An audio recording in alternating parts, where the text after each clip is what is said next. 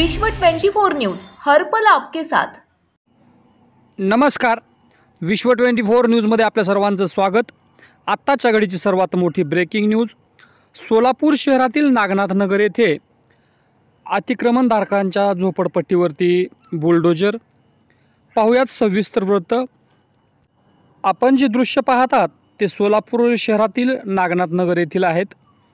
सोलापूर शहरातील नागनाथ नगर या झोपडपट्टीधारकांच्या झोपडपट्टीवरती अतिक्रमणधारकांवरती बुलडोजर चालवण्याचं काम या ठिकाणी केलं जात आहे आणि नागरिक या ठिकाणी विविध प्रकारच्या घोषणा देत आहेत।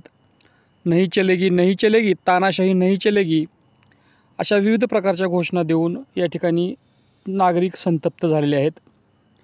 आताच्या घडीची ही सोलापूर शहरातून मोठी ब्रेकिंग न्यूज आपल्यासमोर येते आहे।